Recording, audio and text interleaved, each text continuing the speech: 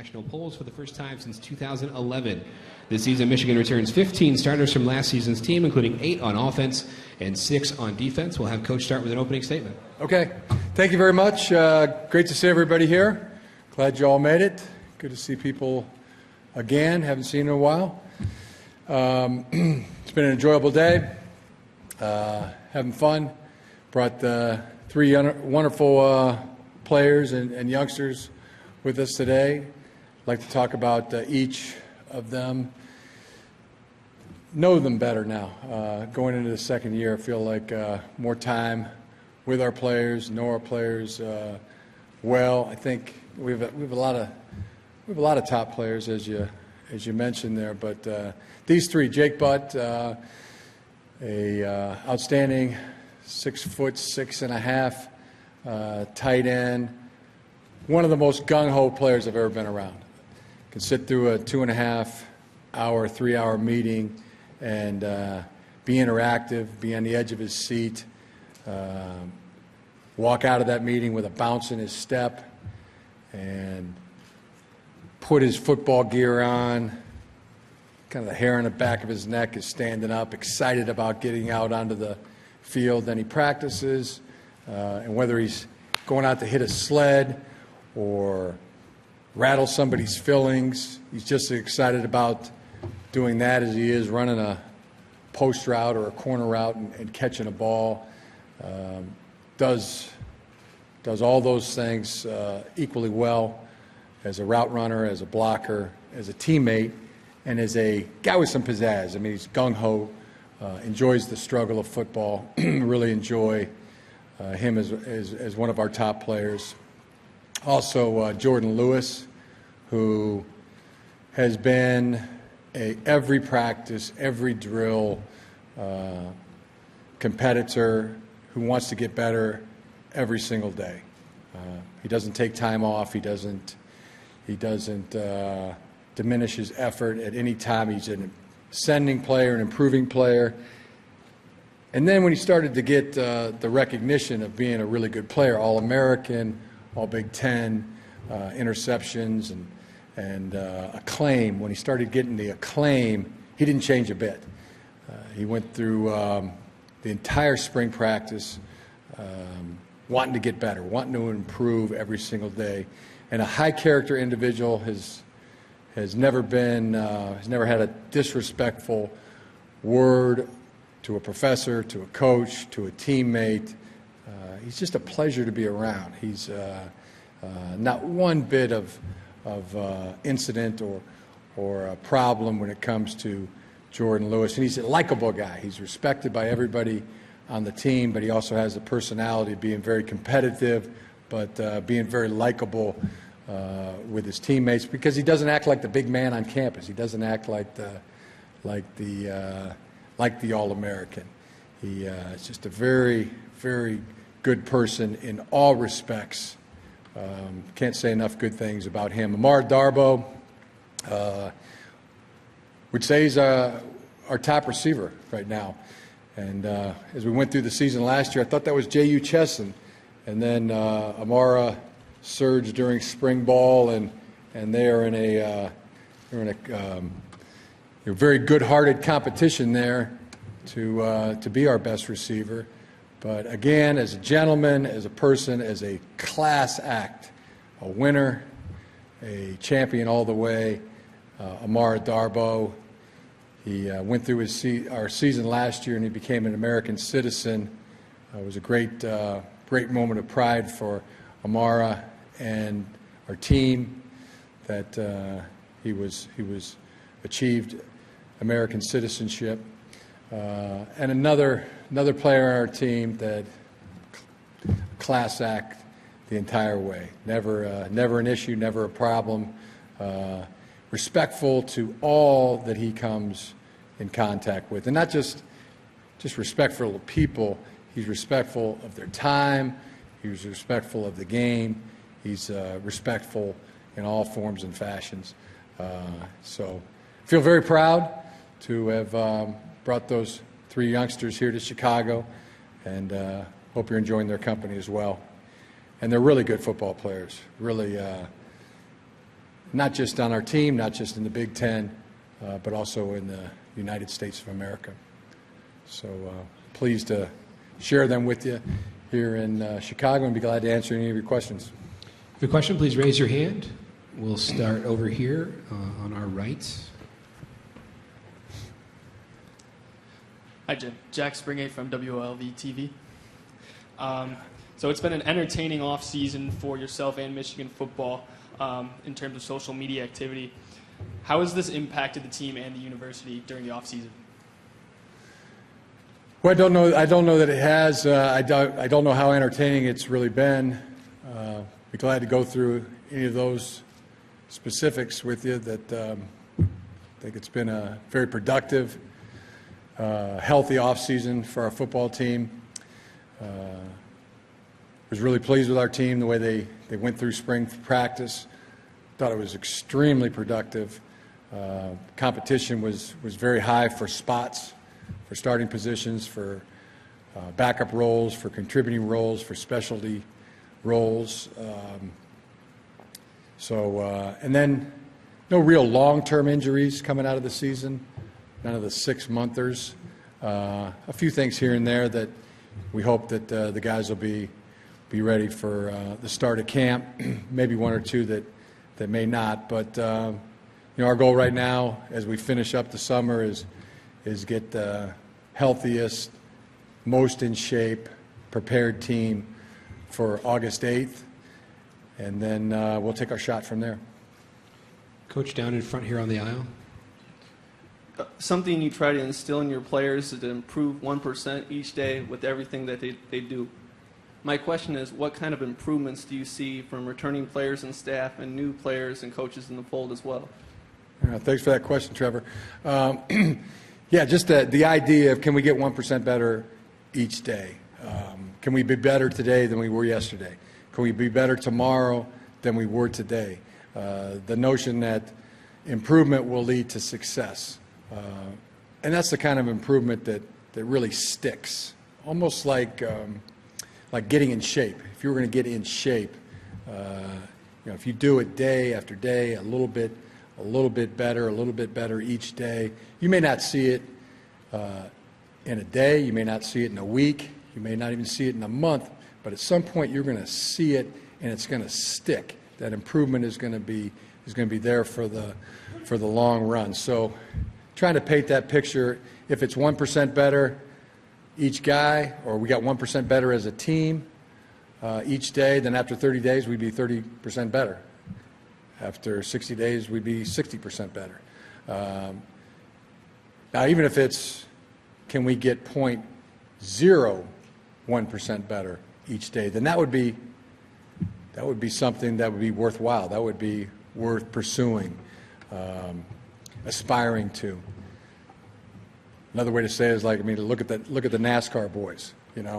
They will stay up all night long to try to get 1 mile an hour faster. Can we get 1 mile an hour faster each day? That mentality, simply put, is better today than yesterday, better tomorrow than today. Coach, we'll come over to our right on the aisle. Paul Banks, thesportsbank.net and Red Eye. Big event coming up Saturday at the Big House, Real Madrid versus Chelsea. Are you going to be available to attend, or your players? Is that a day off for you guys? Do you have a rooting interest in the match? I'll be rooting for the team that plays the hardest to win, and I do believe I have a ticket to go to the game, unless they've given it away. But I did respond, RSVP, that I would like to go to the game. Coach, on our left, all the way on the aisle over here. Hey, Jim. Nick Baumgartner, MLive. You mentioned a couple of those injuries of guys you weren't sure about. Is JU going to be able to go when you guys open camp? Yes, I believe he will. Hi, Reagan Blissett from Wood TV Grand Rapids. As you approach your second season with U of M, what did you learn from your first season coaching that you'll be implementing into your second season? Oh, I'm sure there's a lot of things that were learned.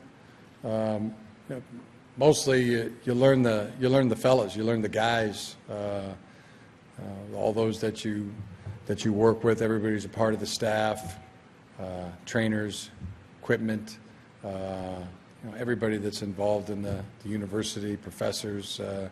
You're doing things for the second time, and that's the biggest advantage.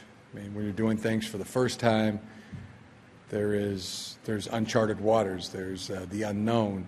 When you're doing it for the second year, everything that you are doing, you've already done once, and now you're doing it a second time, so that can be an advantage. Coach, the right side of the room toward the middle here on the aisle. Jim, Chase Sarkar, WLNS TV. Just coming off the success of that first season, it seems over the course of the offseason, the spotlight has really been put on Michigan. There's kind of swagger that's returned to the program. So just how are you addressing that with the kids of having such high expectations going into this 2016 season? Well, address it with our players, our staff, the same way that I think of it. I mean, we have big hopes, we got big dreams, we got lofty goals, and all those are achievable, and they have to be worked for. You can accomplish anything if the work is realized, and those things have to be earned. So we are in the position right now to work to get the things we want. That's the fact, that's the mentality, that's the attitude. Coach, next question all the way in the back of the room. Jim, Justin Rose, WXYZ. With the East Division being as stacked as it is, how do you assess how important it is to navigate week to week throughout the season with that East side being as good as it is talent-wise? Well, I think we the main focus, the greatest share, the biggest percentage is focusing on getting better each day, better today than yesterday, better tomorrow than today, understanding that improvement will lead to success. That's the theory, and it's so simple that it just might work. Coach, next question is down the front row on our right. Aaron White, Deep Dish Sports. With 3 straight non-conference home games to open up the year, does that make it easier to incorporate the highly touted freshman class into the flow of the game plan with Rashawn Gary and players like that? Those, are you talking about playing time for freshmen? Yeah. Again, we have some very good freshmen that we believe have the ability and will have the license to play. Everything will be based on a meritocracy. That's one of my favorite things, my personal favorite things about our program is that you will be known by your effort and your talent. By your effort and your talent, you will be known. So the best players will be the starters, and then the backup roles will be earned. The contributing roles will be earned. The specialty roles will be earned. Scout team roles will be earned. It's as simple as that. There is no games or tricks or politics or what class are you in, what year are you on scholarship, are you not on scholarship? It's based upon a meritocracy, the way it should be. Coach, your next question is on the left side of the room, down toward the front, all the way over. I hope I made that word up too, by the way. I've never really researched that, if that's in the dictionary, but is meritocracy a word, or did I make that up? It's a real word? You're okay. good. Gosh, I thought I made that up. Hey, Coach, James with Reddit College Football. What's your thoughts on going to the 9-game conference schedule, and just kind of if that gives you any advantages or disadvantages in the national landscape? Well, I think it's good on a number of levels.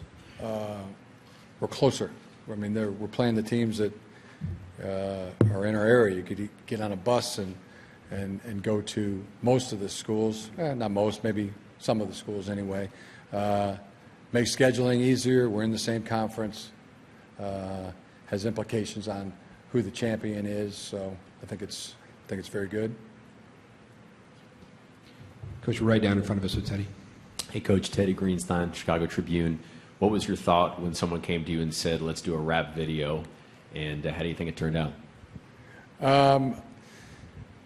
My default is usually yes. Action, why not? And the reaction has been very good.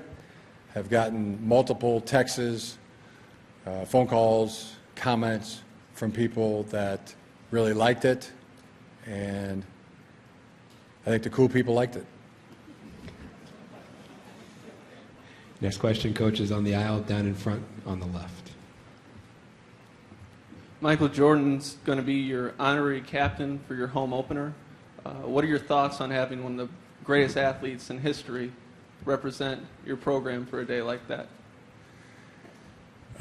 My thoughts are proud and honored to share a sideline with Michael Jordan. Proud, honored to have share the Jumpman logo on our uniforms. Floor's open for one or two more. If you have a question, please raise your hand. Coach will come back here on the right side of the room on the aisle. Coach, when you look at what Jabril Peppers has done in his career at Michigan and what he's poised to do and all of his versatility, what makes you think him? What makes you think him just such a special athlete that he is, and how high is the ceiling for Mr. Peppers? Well, anything's accomplishable for Jabril Peppers in the game of football. Again, they've got to be worked for. He is well, let me start by saying this. I think football players, professional football players, are the greatest athletes in the world. And Jabril is that kind of athlete. He is that kind of athlete that has the greatest in the world type of athleticism.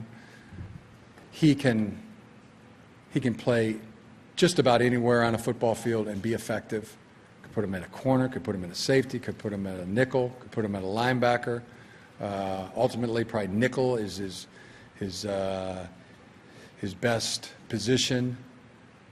He can be a returner of the punts, returner of the kickoffs. He could be a gunner. He could be a hold-up guy.